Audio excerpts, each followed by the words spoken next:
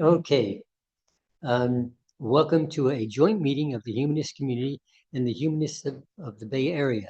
My name is Alex Havacy. I'm a member of the humanist community. Humanism is a reality-based philosophy of life that affirms our ability and responsibility to lead ethical lives of personal fulfillment that aspire to the greater good.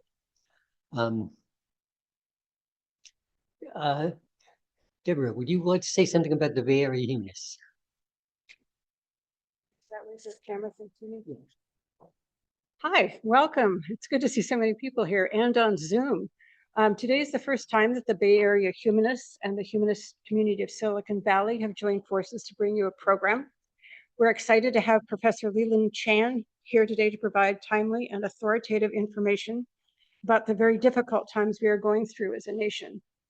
The Bay Area Humanists, a 501c3 nonprofit organization, is one of several non-theist groups operating here in the Bay Area. And that includes Freedom from Religion Foundation, the Bay Area Skeptics, the Bay Area Humanists, and of course, the humanist community of Silicon Valley. The Bay Area Humanists activities have included forums almost exclusively on Zoom lately, where we have speakers to address religious, political, scientific, and social issues. Okay, today Professor Leland Chan is going to discuss how the U.S. Constitution had been crafted in order to prevent the concentration of power that the Trump administration is now attempting to wield, and how those constraints can fail. Leland Chan is currently an adjunct professor of law at Golden Gate University. He's a retired general counsel of the California Bankers Association, and he holds a Juris Doctor degree from the University of California at Berkeley. So, Leland. Thank you. I appreciate it. I hope that the technical issues will be okay. I realize this is quite a lift for Zoom and live. I'll try to speak loudly. A few things I want to say. One is that this is a bit of an emotional topic, and I don't want to discourage any comments one way or another. I know everybody, I'm sure, has viewpoints. Don't feel hesitant to express those viewpoints. I'm not going to delve substantively into any of the particular topics in terms of policy, whether it's wise for USAID to be eviscerated, immigration policy. My goal is fairly specific, and that is to talk about any constitutional constraints, checks and balances against what President Trump is doing, and try to provide a framework for understanding where those checks and balances are. Is President Trump staying in his lane? And so that we have a way to understand all of the topics by understanding the principles. So that's my limited goal. So with that, let's get started.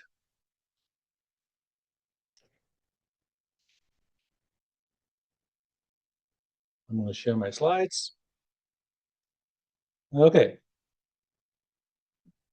I hope everybody can see that in Zoom. All right, so I'm just going to go through very quickly some of the stuff that you already know because you watch the news, you listen to the news. What's happening by executive orders. President Trump is affecting USAID, which is a federal agency. Can he do that? Can he eviscerate it? We have DOGE, which is the Department of Government Efficiency. It's taking the axe to not only the number of federal workers, but apparently entire functions of the federal government. Can he do that? Was he elected? Another big issue seems to be the eradication of DEI, however that is defined. That is something that comes right out of the playbook of Project 2025.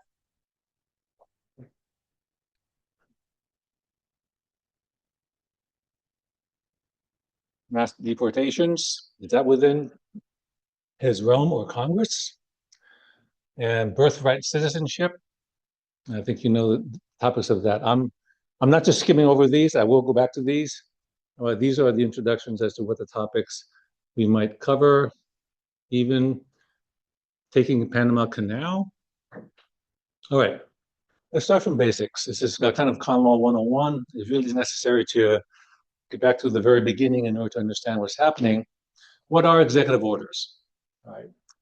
So these are essentially instructions by the president to his executive departments. When we think of the federal bureaucracy, we really mean the executive department.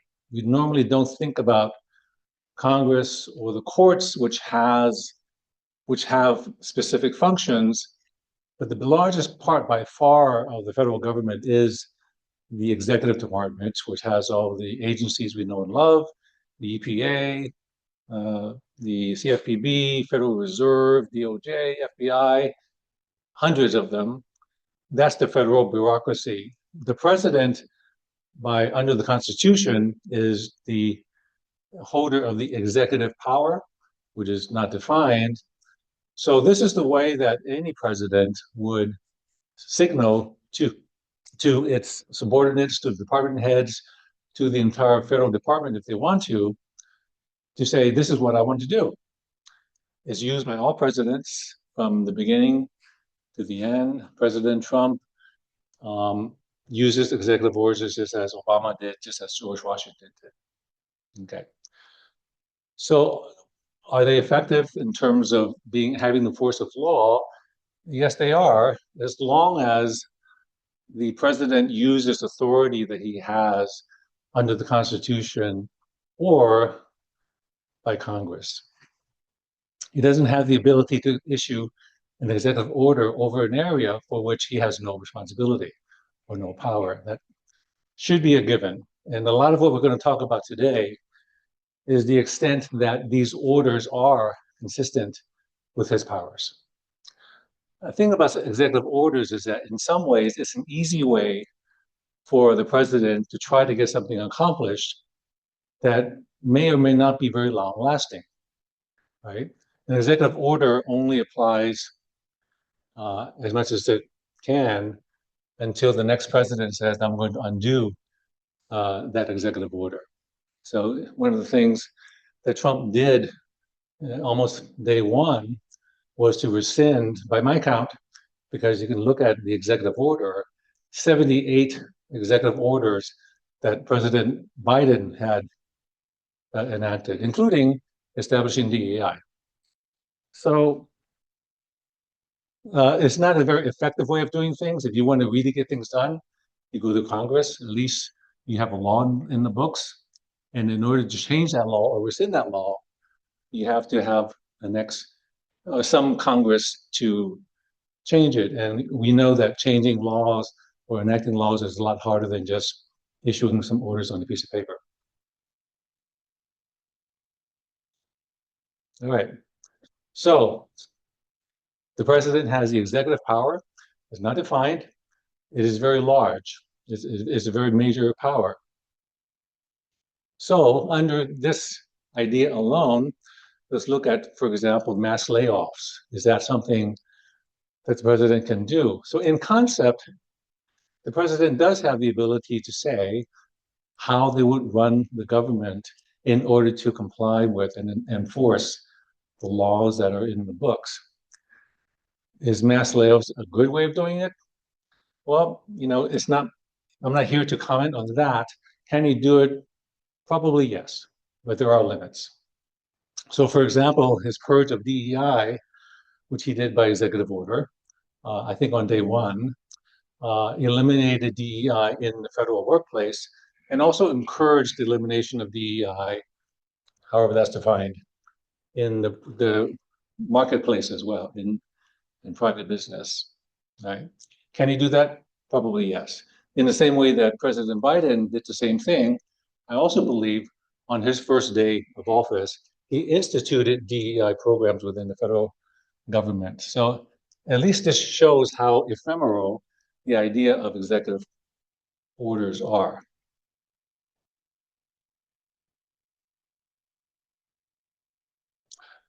The president is also the commander-in-chief, so the military. Not that much he's doing today has to do with the commander-in-chief of the military. We're not at war, we're not using the military. However, he has talked about using the military in order to help his deportation efforts. Is that allowed? We'll talk a little bit about that. You can ask me that later on. Foreign affairs. The president shares foreign affairs responsibilities with Congress. For example, the president can negotiate treaties, but the Senate has to confirm by 2/3 vote. So as far as affairs in Ukraine, the Middle East, by and large, the president is going to have a lot of discretion as to what kind of policies to enact, what kind of relationship to have with NATO. Of course, we have to comply with any agreements we've made, any treaty obligations that we have, and any existing laws that may be in the books regarding foreign affairs. But by and large, he has broad latitude. Appointments. The president has the appointment power, obviously, but the appointment power is shared with the Senate as to major appointments, not all officers. So here we may complain about, picking somebody with not that much experience or who is biased. Those kind of matters actually are not dictated in terms of qualifications written in the Constitution. That is really governed by the political process, right? The Constitution sets forth the ability for the Senate, which is a political body, to confirm and a nominee for any major position. And as long as the Senate approves of it, then it's good. We don't really have to say, hey, this person's not qualified.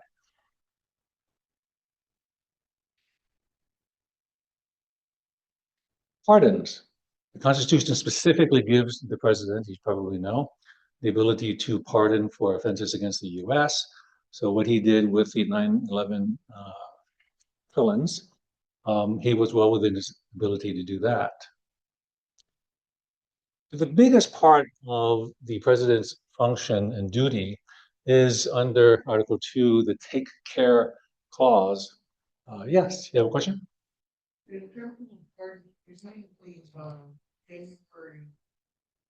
I'm sorry, I put 9/11. Wrong tragedy. Yeah, we're talking about the usurpation. I'm sorry. Oh, by the way, I'll make an announcement.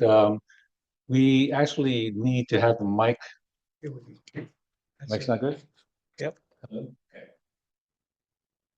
In order to have the questions on tape, we need to have the microphone. My presentation will probably be maybe 15 minutes more, because I realize that a lot of the details we hash out when you ask specific questions. So we'll have a lot of time to go back and forth.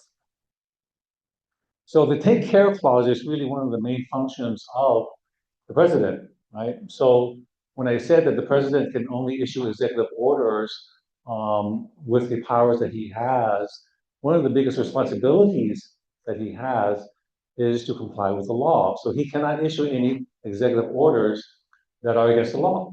It seems kind of obvious, but that's really the reality.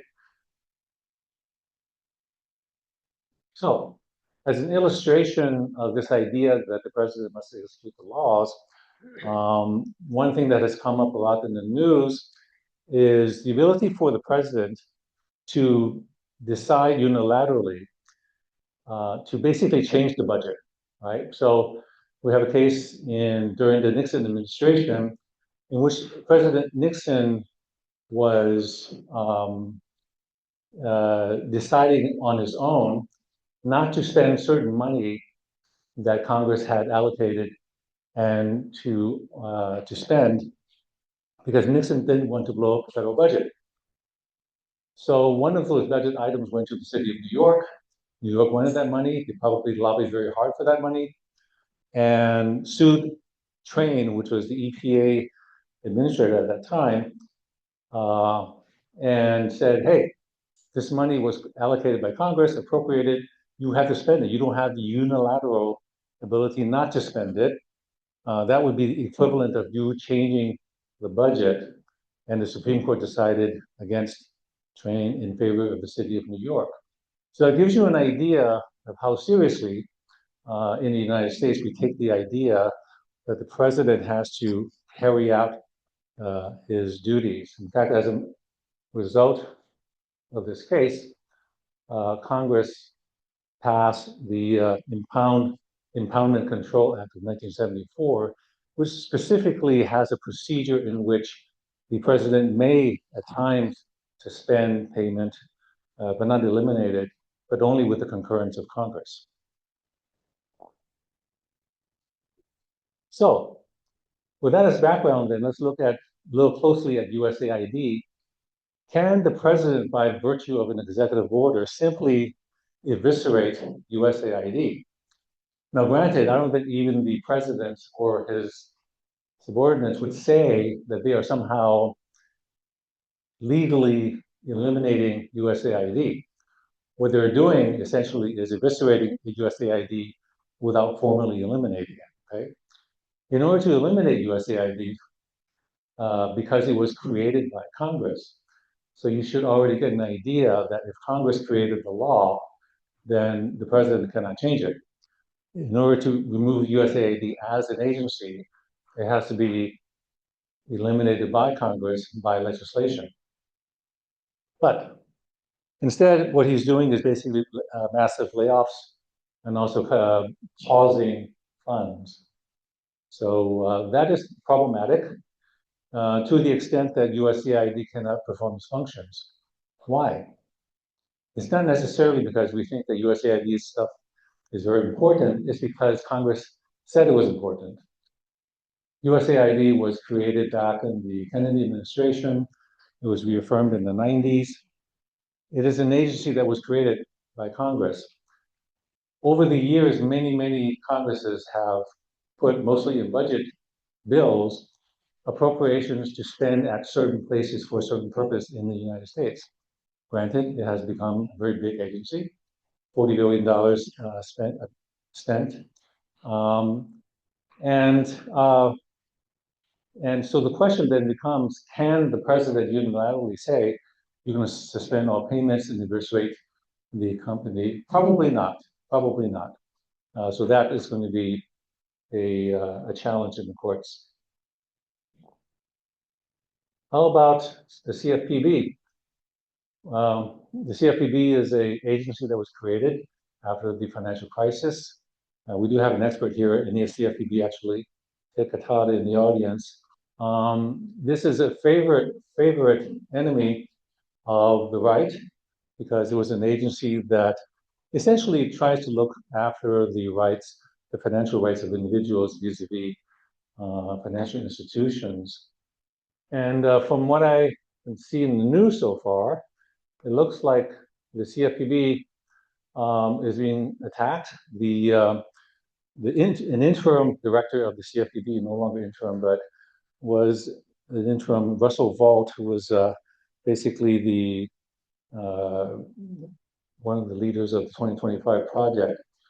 As an interim CFPB director, and at the same time he was an OMB director, essentially tried to lay off about a very large percentage of the staff and ordered the CFPB to cease regulatory activities, propose rules, implementing of new rules, interactions with stakeholders, and on and on. So again, the same pattern here, right? The president can no longer eliminate the CFPB, which was created by Congress. Then the president can eliminate the Social Security Administration by executive order, right? But we know that the Social Security Administration would never be eliminated by executive order because politically it's too unassailable. But I'm not sure that many people would worry, for example, about the Department of Education, the CFPB, or even the Department of Education. All right, let's move over to Congress. Congress, again, basic law, only Congress can make the laws, right? Article 1 says all legislative powers herein granted shall be vested in the Congress. Okay, you didn't get that. So an illustration of this principle is a case involving President Clinton. This is back in the contract with America days, Newt Gingrich. And one of the things that Republicans was able to do was to allow the president to have the line item veto. You probably all here remember that. It basically said that, you know, we can't trust Congress to control itself, to have all these appropriations for their favorite projects locally. We want to give the president the ability to X out certain items in the budget at his discretion, right? He did that, again, involving the city of New York, and there was a challenge. And the Supreme Court said that the line item veto exercised by the president is unconstitutional because it's essentially giving, again, the president the ability to essentially change legislation on his own. Only Congress can change legislation. It will be as equivalent to the president having the equivalent ability of both houses introducing bills, passing it, presenting to the president for veto, passing that, and so forth. So that's too much power.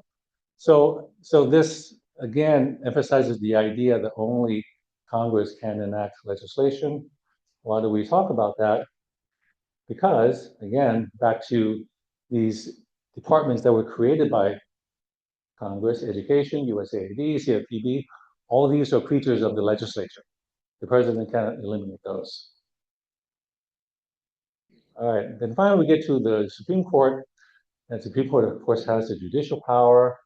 And it is mostly seen that the Supreme Court is going to be the entity that's going to be able to perhaps put some brakes on what the president is doing because Congress is not doing it.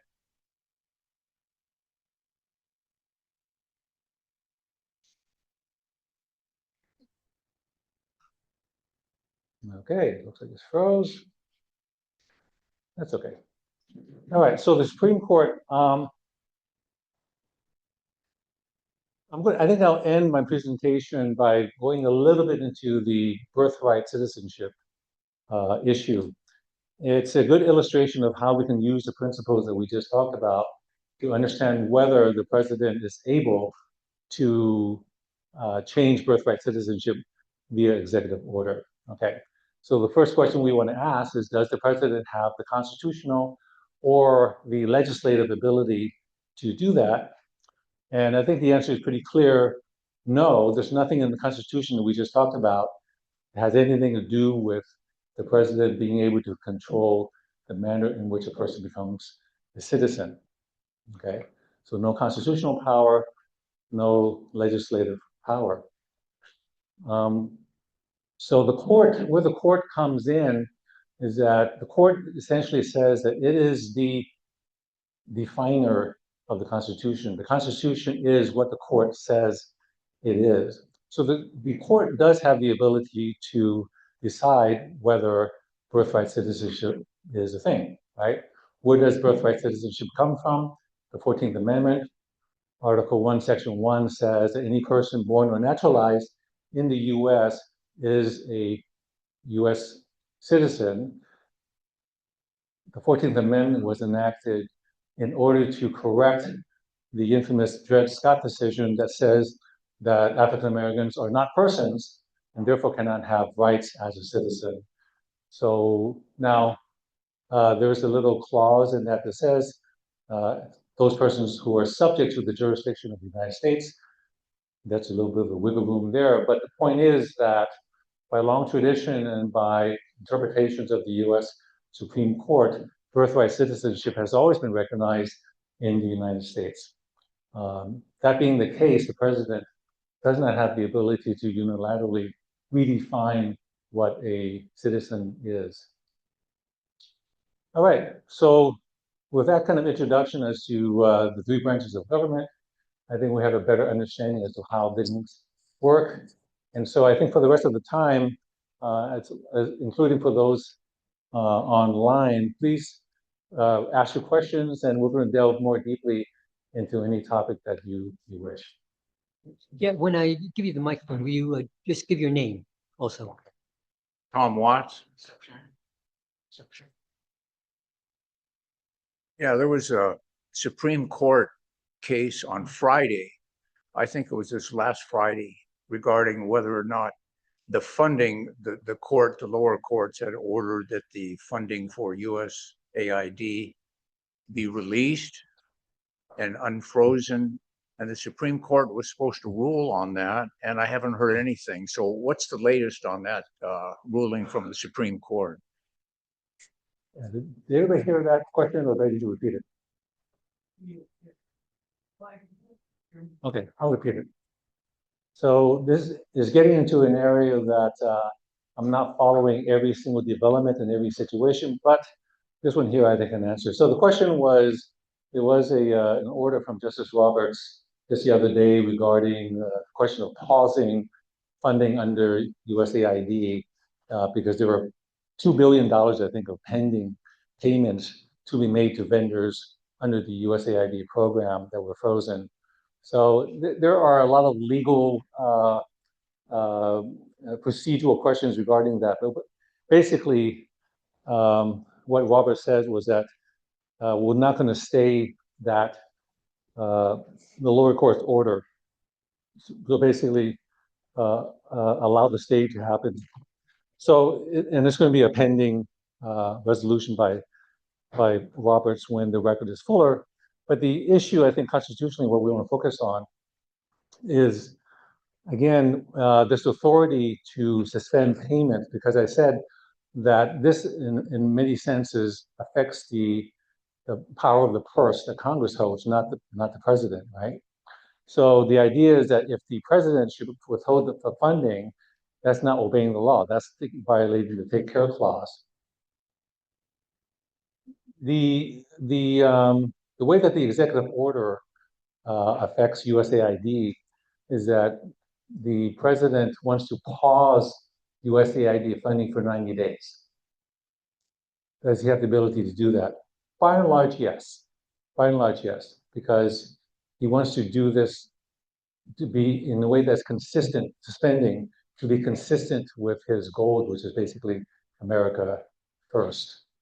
So I think that's going to be the resolution of this case, and that is the question of whether the president needs to, for example, resort to the Impoundment Control Act of 1974 in order to get permission to stop this. Eventually, what the president needs to do is to work with his Congress, which he has a majority in both houses, in order to say what he wants to do with the USAID, right? If he wants to eliminate the funding, then go to the Congress and tell them not to fund it. And if he wants to eliminate the USAID, to tell Congress to eliminate it, or to merge it with the U.S. State Department, and possibly ask Congress to do that as well. Jim, I see you've got your hand up. Hi, Leland. Thanks for your very informative talk. So I have actually two questions, if I may. One is the renaming of the Gulf of Mexico. What authority does the president have to rename geographical features? And the second is, to my knowledge, the fires in the LA area, the president has not declared an emergency so that federal FEMA support can go in there. I may be wrong on that, but to my knowledge, I haven't heard of that. And he's linking that to forcing California to change some of its policies in various areas. So I wonder if you could comment on that. What right is there for the president to use things like disaster aid to coerce states to change their policies? Okay. As far as the Gulf of America, he can certainly direct the agencies to now start referring to Gulf of Mexico as the Gulf of America. Is there some law that requires otherwise? Probably not.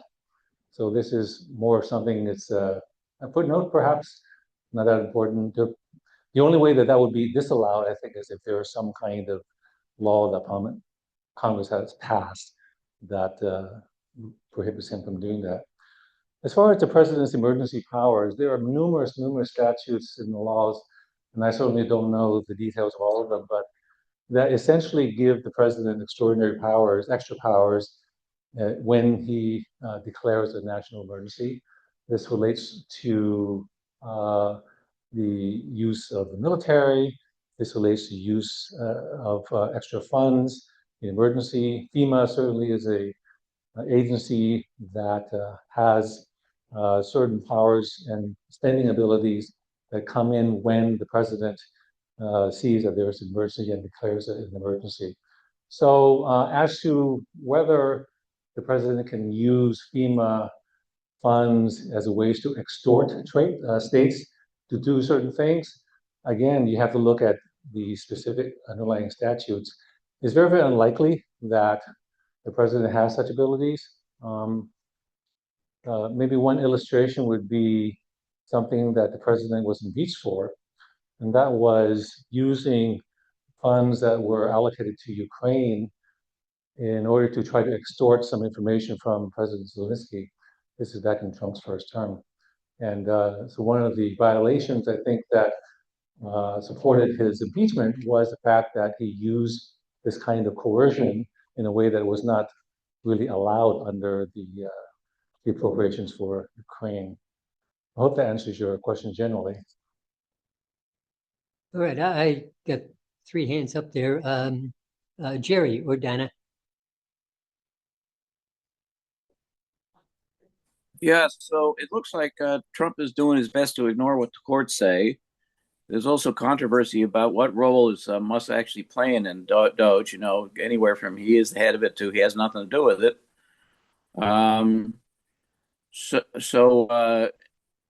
You know, the bottom line is Trump going to end up being dictator or not? It's a pretty broad question, so let me talk about Doge a little bit. There's some lack of transparency as to what Doge is and what role Elon Musk plays. The executive orders that create Doge try to hide their tracks and try to comply with laws that there is. So what Doge, the entity is really a refurnishing or rebranding of an existing agency that was created under the Obama administration, having to do with coordinating the computer systems of the federal government, technical stuff. So what the executive order did was to repurpose this agency and renamed it Doge. And I think Elon Musk and his minions are hired as special employees. So they are actually employees of the federal government. And it seems pretty clear that Elon Musk has a lot of more authority than he ought to have, given the fact that he's not confirmed by the Senate. So the Appointments Clause of the Constitution requires that executive officers be appointed and then confirmed by the Senate. And who needs confirmation and who does not? There are only a few bright lines, but one of the principal bright lines, or principles really, is whether the person exercises significant discretionary executive authority. It seems clear, I think, to most people that Elon Musk does have this kind of high authority, so he really ought to be subject to Senate confirmation. The way they try to get around that is that the executive order, or at least Trump, claims that he is merely an advisor. So it's no different than maybe, talking to his friends or having an outside advisory group or even an internal advisory group giving advice. So it's not that Elon Musk is terminating anybody. He's recommending to the OMB or the president himself to terminate this. Elon Musk is not saying cut this funding. He's merely recommending that the president or the OMB chair is cutting funding. So that's the way that he's getting around that. It's being challenged, of course. Okay, Suzette. Hi, everyone. Yeah, my question kind of piggybacks, I think, what Jerry brought up as far as, granted, there's rulings against what Trump is doing, but who's going to enforce it? I mean, it seems like he, just like Jerry was saying, I mean, and from what I gather from listening to podcasts and things, and even, looking at the news and stuff, that he just is blowing it off like it doesn't matter which way they rule. I'm going to do what I do because I'm a dictator. I'm not a president. I'm a dictator. I mean, that's what I get from him. So far, as far as I know, President Trump has not disobeyed a direct order from a court. He hasn't done it during his first administration. He has not done it so far. You probably know that there are many, many abilities for people to have multiple bites at the apple to challenge court rulings and so forth. So I think the question will come when and if a court, probably maybe the Supreme Court, actually issues a ruling and issues a specific order, an injunction, a TRO, or something like that, that orders something to be happened, and then the president says, I'm not going to obey it. So at that point, I think we can say that we have a constitutional crisis. Deciding not to comply with a court order will kind of destroy the system in the same way that if you imagine, let's say, professional basketball players deciding not to care what the referees say. Well, once that happens and the game is up, there's no longer basketball. It hasn't happened yet. It hasn't happened very often in history. There are just maybe 2 or 3 examples in which it has happened. Jackson. All right, thank you. Lorena. Thank you. Hi, everyone. My question is it's a long question. So has 2 things to do with the Civil Rights Act of 1964. And there have been recent executive orders that would seem that it attacks directly civil rights all over the place. And so one was the first day, which it seems to be a vendetta against transgender people. First, and the second one that was just I think it was just published yesterday, was about English becoming the official language of the US. And so that seems to attack so many levels of the Civil Rights Act that I don't know where to start to point it out or list it. So what are the chances that, I know that the ACLU has entered several lawsuits against the gender ideology executive order. I don't know what's the status of that, but then it seems that it keeps coming again and again, so to attack every single piece of that. And so then women voting rights would be, at stake. And so where are the chances that this would keep going? And so I know that this could be challenged, but also where are the chances that those lawsuits could be won? Okay. Well, this is an example of where you have the complexities of constitutional law and checks and balances. So the Civil Rights Act of 1964, obviously a major piece of civil rights legislation that prohibits discrimination on certain bases, including the basis of sex.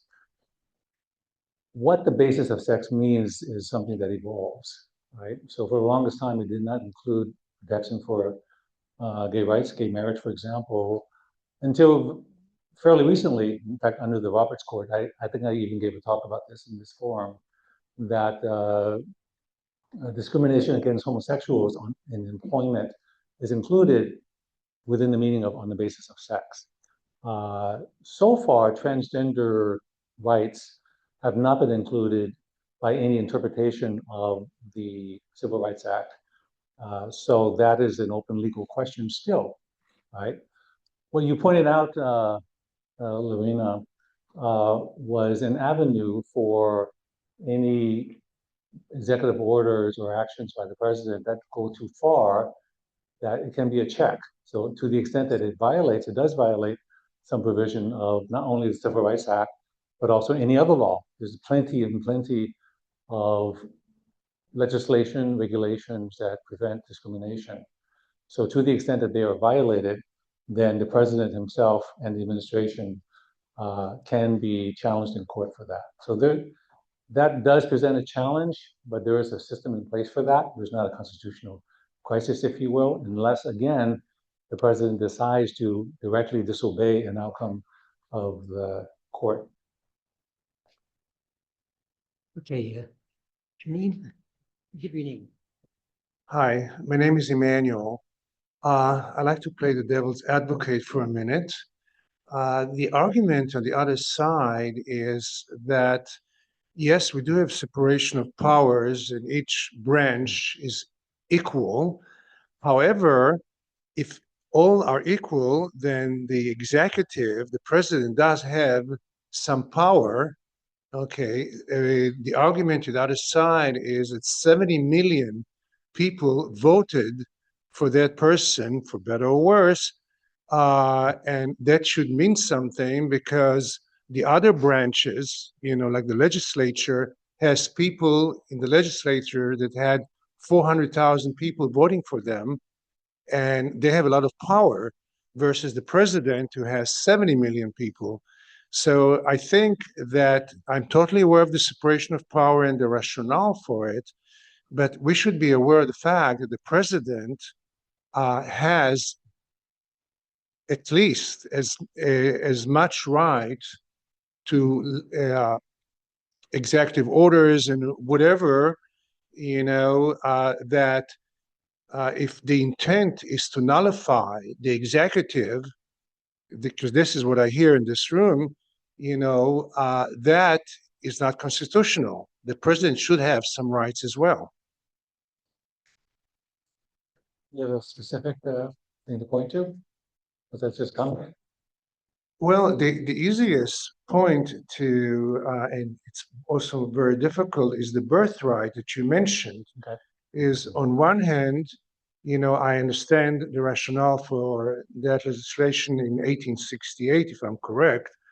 However, if the president were to articulate, which is doing a very poor job at it, articulate his opposition to birthright, meaning that something is obtained by illegal means, that if I steal something, I should not be able to keep that item.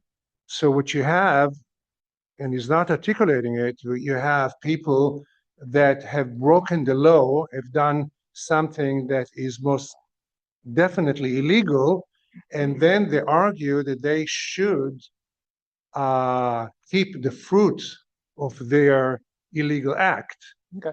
So I wish that he would articulate, which he doesn't. Yeah, okay. So on your first point, it's absolutely true that the president has its own prerogatives and powers. And to the extent that the other branches of government recede in the background and not assert its power, the president does have the ability to step in and assert their power. So immigration is the perfect example. Immigration is an area in which Congress, because they cannot get a consensus or they're too chicken to do anything comprehensive about it, the president will step in. Right? We saw that with Obama. He said he wanted DACA. Let's protect these children of undocumented immigrants and prevent them from being deported, give them a chance. That was done all by executive action, right? Not by Congress, because Congress receded in the background. Trump is doing the same thing, with his deportations and so forth, because again, Congress is not. So there's a give and take. There's no bright lines really, other than what I articulated. So it's really an assertion of power. That's how the framers created the Constitution, right? They assumed that individuals would be jealous of holding their own power, and therefore they would check the other holders of the other powers, and by that way we have a balance and balance of powers and checks. The framers didn't think about party politics, but that's another story. It's an interesting story. You mentioned the birthright citizenship. Okay, there I think the balance of the separation of powers is very, very important. Just as we don't want the president unilaterally to say, I think Social Security just coddles people, it makes people weak. It's a very bad policy for the American, ideals. I'm just going to get rid of it, right? I don't care what, the courts have said. I don't care what Congress has done. I don't think we want that, right? Birthright citizenship, I think, is a perfect example for why we don't want that, right? For whatever reason, the people of the United States, through amendments to the Constitution, by legal interpretations, has said this is what we mean by birthright citizenship. And I don't think we want a president to be able to unilaterally, just because he has 7 million votes, to change that, right? Any more than I don't want the president to say, I don't think the Chinese people ought to have the same rights as other people because I don't think that's fair, or they're from China. That's already governed by laws, the Civil Rights Act of 1964, for example. So separation is necessary. Political power goes as far as it goes, but you still have to have the rule of law. Okay, Les, I'll get you next.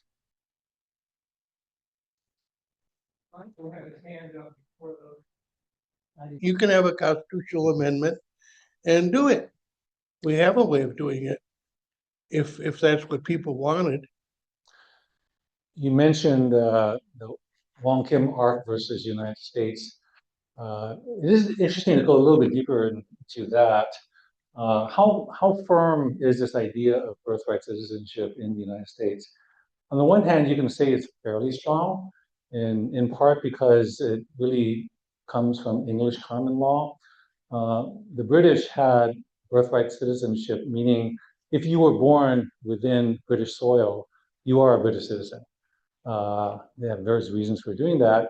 The United States basically adopted that idea, except for Dred Scott saying that blacks are not persons, so therefore they're not citizens. Yeah, if you had the way to do it in terms of rather than citizenship by soil, a lot of countries, mostly in Europe and Asia, have citizenship by blood, right? So your parents have, one or more of your parents has to be a citizen before you are a citizen. The British wanted to do it their way because, hey, they have an empire and they want a lot of people to be subject to the king. In the United States, if there were, let's say, a blood rather than soil, that would be very interesting because I think the Native Americans are perhaps the only ones who can claim that they are. So you have to kind of marry into the Native American community in order to become citizens. So that's one reason why I think we do have birthright citizenship. Wong Kim Ark, I'm afraid, is a bit of a troubling precedent because Wong Kim Ark, by the way, who was a San Franciscan, his parents were not U.S. citizens, and so that raised the issue. Wong Kim Ark left San Francisco. He was born in San Francisco, went to China, then he came back, and he was disallowed to enter into the country because he wasn't a U.S. citizen. And so this led to the case. The problem with this case in terms of being a good precedent is that, again, this has nothing to do with undocumented immigrants, right? Wong Kim Ark's parents were legally in the United States. However, the courts, not the Supreme Court, have over the years affirmed the idea that the immigrant status of the parents doesn't matter. So by extension, even if the parents were undocumented, it doesn't matter. It's fairly well documented. The phrase that I mentioned first, Article 1 also talks about any person born or naturalized in the US and subject to the jurisdiction thereof, right? So the idea there is that, well, are undocumented immigrants subject to the jurisdiction of the United States? And the mainstream argument is yes, because you cannot violate the laws while you're here. You are subject to deportation, that's being subject to the US. So those are the arguments. But I say it's a somewhat weak precedent because you can imagine a case in which there is an actual case going up to the Supreme Court, which again has not ruled on this issue specifically, in which it was not non-citizen parents, but illegal immigrants as parents. That case has not gone up to the Supreme Court. And you may see that the Supreme Court would say, well, Wong Kim Ark didn't deal with illegal immigrants, and maybe we need to revisit this idea. And as we know, the Supreme Court says, if it says that the Constitution means this, that's what it means. It's almost having the equivalent power of amending the Constitution by opinion. The Supreme Court does have that ability. So there's a bit of a weakness there. We'll see what the Supreme Court does. Okay, Deborah? So the president is supposed to faithfully execute the laws of the land, which should mean that he should not be breaking laws. But the Supreme Court has given the president immunity for almost anything he does in office. So what is our recourse when he does break these laws? Right. Yeah, that would be, again, just the first thing you said already would be a constitutional crisis. I wouldn't necessarily say that the crisis, well, okay, you can say that the crisis would be exacerbated by the immunity decision. By the way, that decision is not quite as broad as you say. There's absolute immunity for any actions taken by the president pursuant to his core constitutional functions. So, whatever he does as commander-in-chief, whatever he does in terms of pardon power, appointments power, within his ability, that is not reviewable. Okay. And by the way, that is a good rule, right?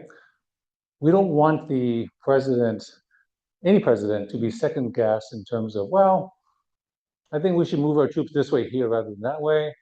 I think that we should have a policy that favors corporations over individuals, landlords over tenants. As long as you don't break the laws, you can do what you want as the president.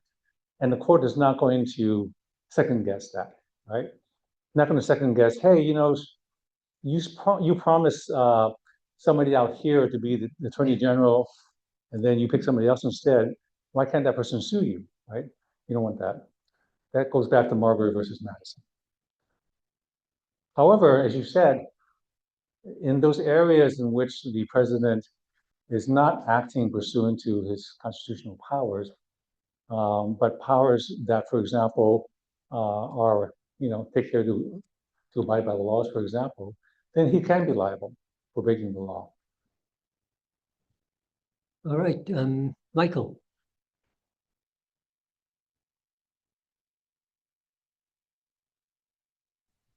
Sorry. So my question is about a situation that you described as a real constitutional crisis when president ignores the decision by Supreme Court. And the question is whether this situation ever happened in the history of the United States, and if it does happen, how it could be resolved. Because I don't think that the Constitution provides any clear mechanism of addressing this kind of situation. Yeah, I think that by virtue of the Constitution not figuring out what happens if you have a standoff, that almost defines what a constitutional crisis is. So it's commonly said that Andrew Jackson defied the Supreme Court when he tried to evict Native Americans from the state of Georgia. And he apocryphally said that John Marshall has made his decision, let him enforce it. That would be an example of perhaps a standoff and what would happen. Interestingly, the example that is perhaps less known, but probably is the more salient one, is actually Abraham Lincoln. You recall the suspension of habeas corpus during the Civil War. Basically, he did that because the state of Maryland, in which the District of Columbia was situated, was flirting with the idea of joining the South, and that would cut off the DC, which is the federal government. And so he had mass arrests of individuals who may be subversives and wanted to suspend habeas corpus. Habeas corpus basically means before you can hold somebody in custody, you have to give them a chance to have a legal process, go to appeals and stuff like that. He wanted to suspend that. The Supreme Court actually ruled in that decision by none other than Roger Taney, who is of Dred Scott fame, and said that no, the president doesn't have that ability. It's actually written into the Constitution that there shall be no suspension of habeas corpus except in times of insurrection. there was an insurrection, there was a civil war. However, it was situated in Article 1, which is governing Congress, not the president. So Congress perhaps has the ability to suspend, not the president. What did President Lincoln do? He ignored it. So, but hey, it was a civil war and it was something they had to do, which was quite expedient. But anyway, so with that as background, yeah, it has happened in the past. And if it should happen again, there's really no answer to that. That's why it's a crisis. And so all the, all the chips are going to be on the table. Okay, Jerry, your hand was accidentally deleted, so you got the next word.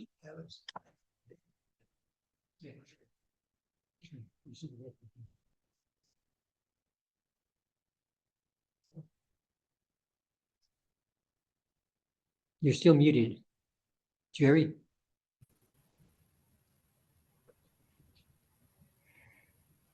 Okay, I was having trouble unmuting. I don't know what the problem is. Sometimes the iPad doesn't react. Maybe I got to check my thumb or my finger. So before I get into the constitutional thing, I should clarify one thing. I am very concerned about what's happening in this country. I believe that millions are suffering.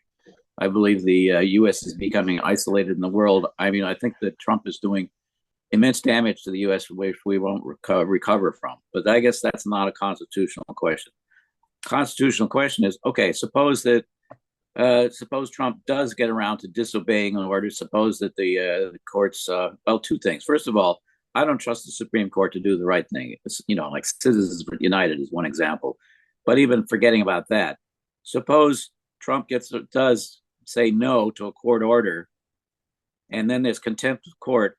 How do you enforce that contempt of court? Now, it's been pointed out that the way to do that is you got to go to the U.S. Marshals, that they're supposed to do that. But the U.S. Marshals in the Department of Justice, which is run, by Pam Bondi, and the FBI is run by Kash Patel. So they will probably be told not to do it. And then what happens? Exactly.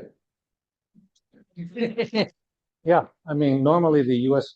Marshal, which is, yes, under the Department of Justice, is responsible for, things like apprehending somebody who's a fugitive, enforcing a directive from the court, and things like that. If they don't do their job, and by the way, they're not going to be the entity that's going to do this job, right? What's the order going to say? The order may say something like, you have violated the due process rights of this particular individual when you're deporting that person, something like that. So therefore, Department of Justice, Homeland Security, Border Control, you have to give this person due process rights, right? It's not going to be some federal marshal forcing that person to, sign this order or something like that. So one of the ways that, you're not going to like this, but that the Constitution contemplates this kind of rogue presidency or any rogue officer is really impeachment, right? The idea is that this is now becomes a political question. You have to impeach somebody. Let's take that a little further. Let's suppose that nobody wants to impeach them, right? In some ways, you can say, okay, in some ways, we gave the people an opportunity to resolve this, and the people decided not to do it. So in some ways, that alleviates the problem. I don't know, but we've never been into this territory. Anne? Did you get an answer? Yes. My question is about the president or Musk through the president upending all these organizations like NOAA, NIH, etc., by saying that they cannot share information, scrubbing websites, maybe pausing the funding for 90 days, but thereby by destroying years of research. What power does he have to basically kill these agencies? He's not saying that he's actually killing them, he's putting them on pause, but by doing so, he's causing perhaps damage that cannot be undone. So what constraint is there on the president from even doing that in the first place? Yeah, this is difficult because, and these cases are going through, right? Somebody with standing would have to basically sue in federal court against a particular action done by Doge or other officer and say, hey, and one of the causes of action after you've established standing is that the president has violated the take care clause of the United States Constitution.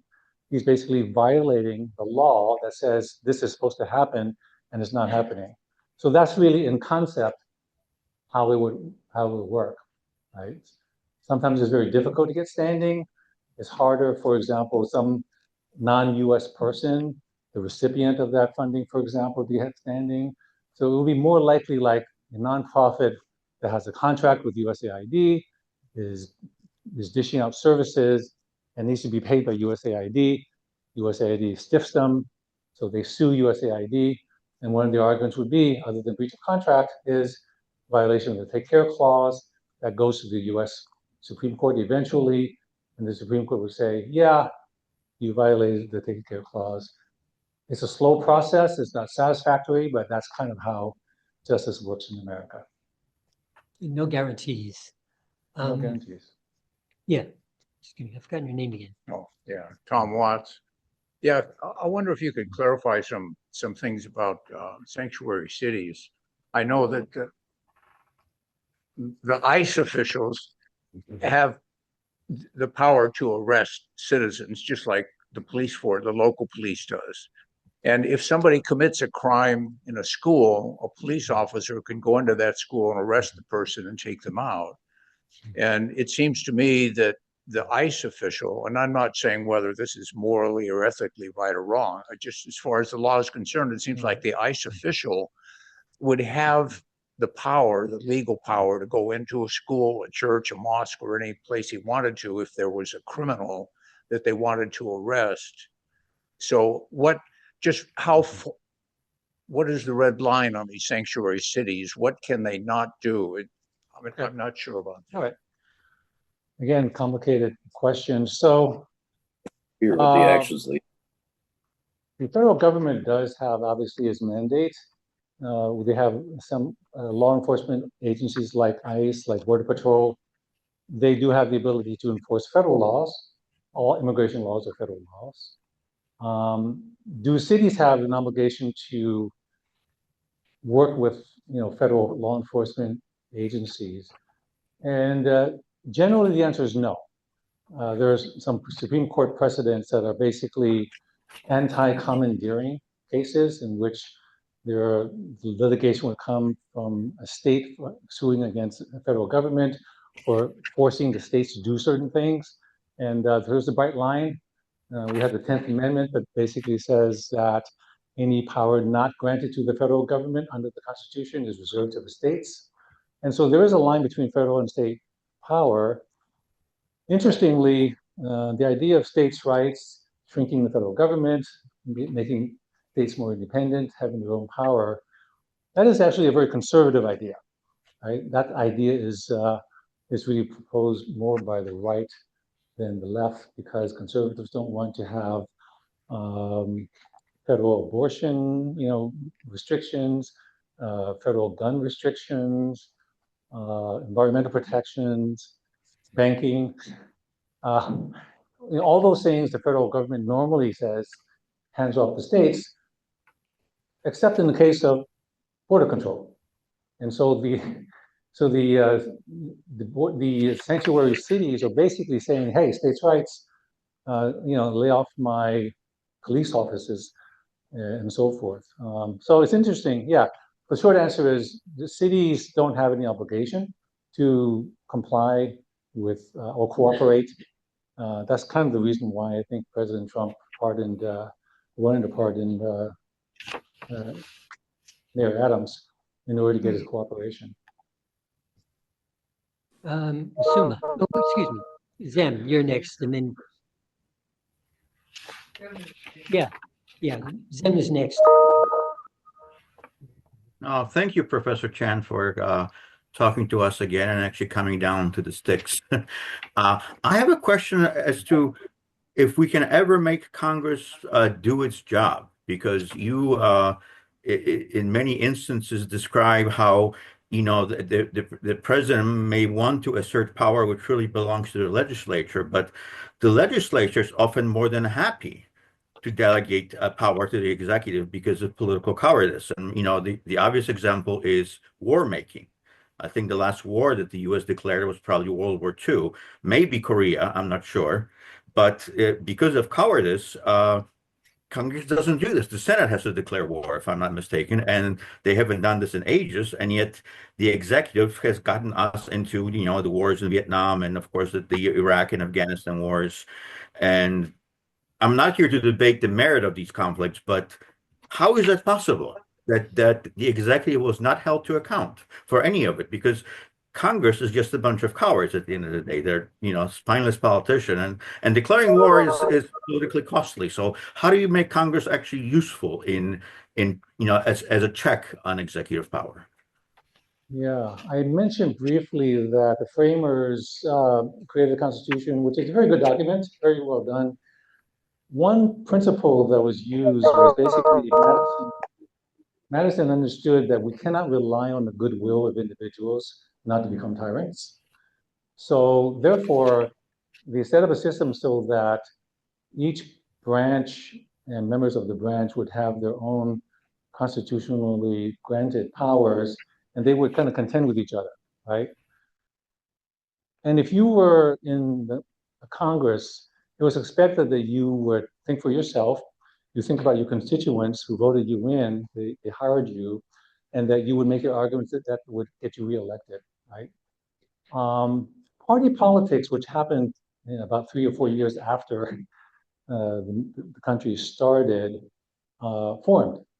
And so, and it's become even worse over time. Perhaps right now it's not the worst, but it's pretty divided, where you see individuals basically more not only loyal to, but afraid of members of their own party than they are of their voters. And because of that, we see these really weird situations in which you have votes like the budget bill, for example, in the House the other day. We have not a single Democrat voted, and almost every Republican voted for that. It's not necessarily because individually, each individual thought in his own conscience that my vote is really the best for my constituents. No, their loyalties now lie with something other than to my constituents and the best interests of the country. It is really relying on party and the fear of the party leadership. So can we do anything about that? No. I mean, in a sense that you cannot, for example, go to court and try to sue some congressman for not having a spine, because that's something that Marbury versus Madison says you cannot actually sue somebody for making or not making certain discretionary decisions. You can sue them for breaking the law, but you can't sue them for making bad decisions or no decisions. You can, again, try to vote in the person you want, but, you know, can you hold them to it? It's kind of hard. Okay, Masuma? Hi, thank you for sharing your insight. I have a question more on the side of like, what are the issues that led to electing President Trump? And then follow-on question is like, what are the issues and the rationales behind unfunding USAID for Elon Musk's actions? It seems like judicial laws are there to circumvent those kind of issues. So I'd like to understand the underlying issues that are leading to those actions, as well as electing President Trump. It's a very broad question, but let me talk about this idea that hasn't come up yet, but I think it's very important. It comes out of Project 2025, but even predates it, and that is the idea of a unitary president. It's an idea that members of the Supreme Court, some members of the Supreme Court really like.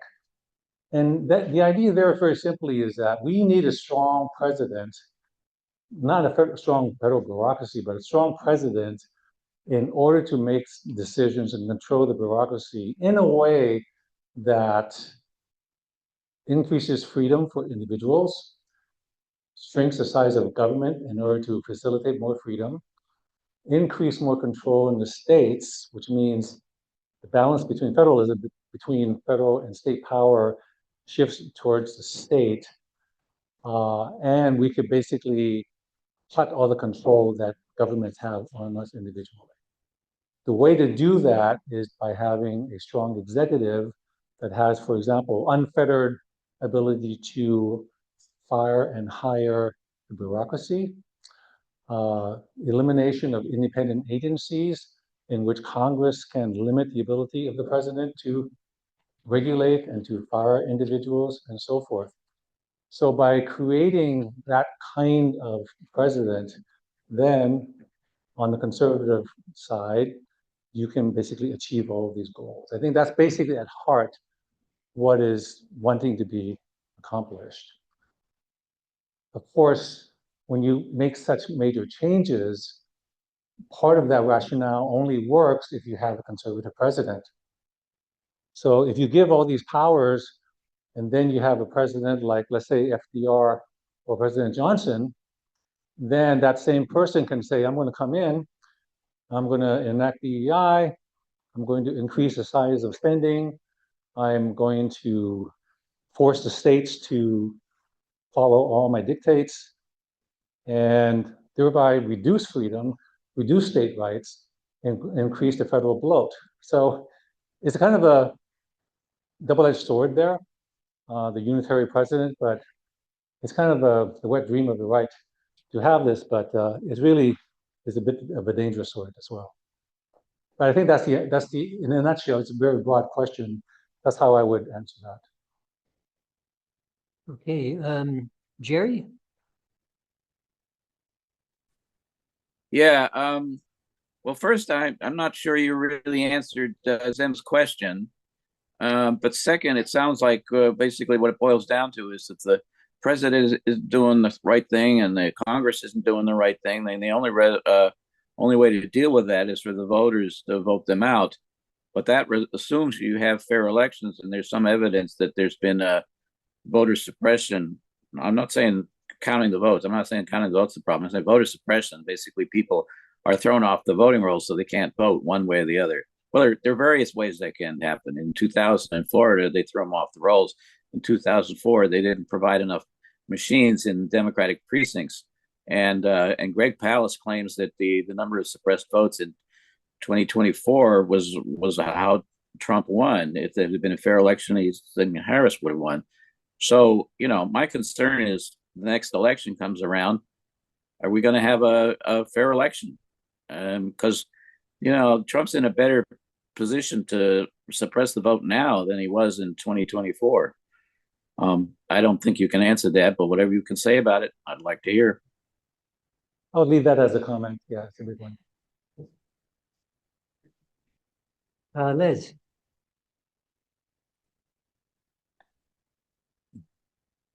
Right. They did get a plurality of the votes, and there is no Democrat that is in power that is saying that wasn't a valid election. So it sounds like the problem is that the way the Constitution was written, if we all agree on how it works, we've got no problems. If we don't agree, then like everything else, things can fall apart. It is dynamic. We've had the president who holds the all-time record for executive orders was FDR, something like 3,200, as I heard in the news. I don't know personally. That's quite a lot. It's fair to say that the modern conservative legal movement probably started with FDR, so it's been building. I can say that the right is very energized. They want to break things, and so far, we haven't had a constitutional crisis. We've had worse crises in the past, I think. But again, I've already covered that topic. Zem? Yeah, I have a brief question about the Equal Rights Amendment. Do you think it's allowable or even maybe necessary to enact, since 3/4 of the state legislatures have now ratified it? Yeah, I'm sorry, I don't have a strong knowledge about that. It has to do with the timing of the ratification. The Constitution actually does not say that there's a time limit. It doesn't say it doesn't have a time limit. And there's a question as to the makeup of the legislatures at the time that it was enacted or not. There's also the idea of what happens in order to make it happen once you do have the votes. And I think Biden did it by a tweet, and perhaps there's not enough heft to that. Even there is something that kind of requires the political machinery to try to get it to happen. I cannot imagine right now that there's somebody who's going to have standing to kind of sue, I don't know who, the government, in order to say, hey, I think this is passed. It's probably not going to happen that way. Okay, Jerry? Just a follow up. The last constitutional amendment to make it into the Constitution, which I believe occurred in 1992, was initially submitted for ratification in 1789. So you can wait for quite a long time, it seems. Over 200 years for some to make it. Okay. Yeah. Deborah? Okay, Deborah again. Is there any, I have heard that a lot of the firings of people in the civil service is illegal, that there are laws that protect them from this firing, and yet it has happened. Is there any recourse against what Leland is doing? Yeah. It's just as with your own employers or prior employers, there are numerous laws that protect against discriminatory firings, even and due process rights. And to the extent that it applied to you, it applies tenfold, to federal government workers because they're all unionized, and Congress has passed many laws, not only for the protection of individuals in terms of employment, but it is very important, and Congress has realized that over the years, to ensure that big parts of the federal government are in fact non-political, and they have independence, right? We as citizens take for granted that we live in a country in which if we obtain the benefits of government, whether it be nuclear safety, environmental protection, clean water, obtaining benefits, that we are not going to be discriminated against because we didn't vote Democrat or Republican. So there are reasons why Congress created protections well beyond just fairness for employees. They provided protections to ensure that we have a bureaucracy that doesn't just go from R to D with every administration so that everything is a mess. There's a certain element of fairness. All those are in place. Remember I said that the president has to take care that the laws be faithfully executed. Those are among the laws. So to the extent that an individual was fired and has recourse, and I assure you they do, they will sue, right? Is that a satisfactory answer? No, but all these cases are in fact in the courts now, and they will go up and individuals will have their vindication. It's a slow process. Okay, we're starting to run out of time, and I see 3 hands up, so I'm going to let these be the last 3 questions. Rapid fire. Jerry?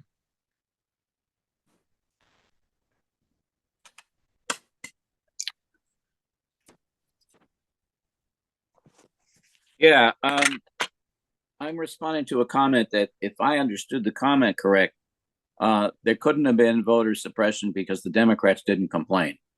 I dispute that. There is in 2000 and 2004, there clear was voter separation. I can prove it to you if necessary, and the Democrats did not complain. So expecting the opposition party to do the right thing is insufficient. I'm done. Okay, Suzette?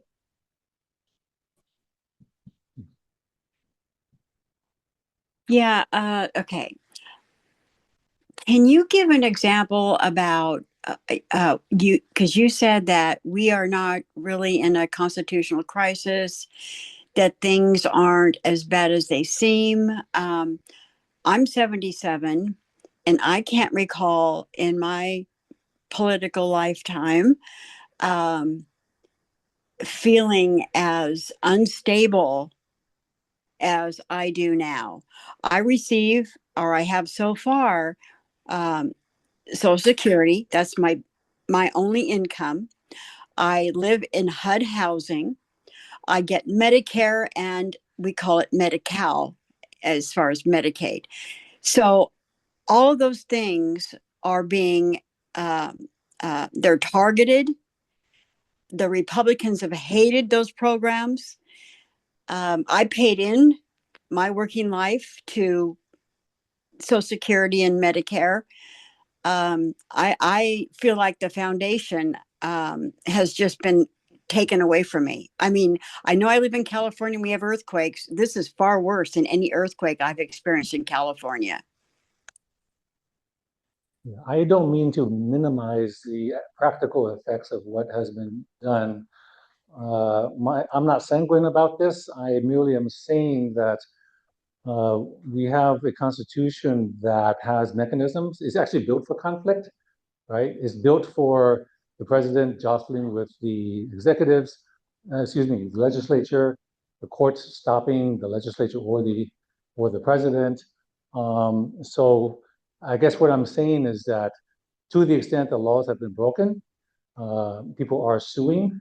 Now, it is not a perfect system. We know that the courts are really, really busy. We know that immigrants have a hard time getting at rights. It's very expensive. The executive could reduce the number of immigration judges. All those things are true. And apparently the bill in Congress that was just passed, well, proposed by the House, includes cuts in Medicaid. I realize all that's true. I'm saying not that this is not a good thing, a bad thing. I'm saying that from a constitutional standpoint, things are working out in terms of how they should be, right? We do have, in theory, access to the government. We can petition the government. We can hire our lobbyists. We can vote. We can petition. We can write newsletters and so forth.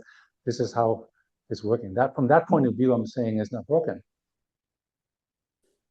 Okay, so you get the last question. All right. Yeah, I'd like to get a sense of the boundaries of the authority of Elon Musk. What real authority does he have? And if Trump just gives him carte blanche to invade the computer systems of the Treasury Department or national security information, can he just go raid everything? It's a real good question. There are laws in place that govern advisory committees. Basically, it's a way to ensure that the government is not actually run by people who are not elected. And so you have requirements about open government, requirements about taking notes, requirements about not giving this kind of authority to unelected officials unless they're confirmed, and all that. All that is true. All that is happening right now. It seems to me very clearly that Trump has given Doge and Trump a lot more power than he possibly can have as an individual. He is putatively an employee. He does putatively work for a department called Doge. But how do you get around it? This is where lawyers come in, right? You get around it by saying, oh, no, he doesn't have any power at all. He merely advises the president to do this. He merely gives advice to the OMB, which is Russell Vought of, again, Project 2025 fame. So you try to work around that. So it takes really smart lawyers to say, hey, no, wait a minute. This violates the appointment clause. This violates the take care clause because you can't delegate executive power to somebody who doesn't have it. And so it's a very complicated issue. It's going to be worked out in the courts. But yes, it is very, very monumental, I'd say. All right. I want to thank you, Leland. All right. It's been a very interesting talk.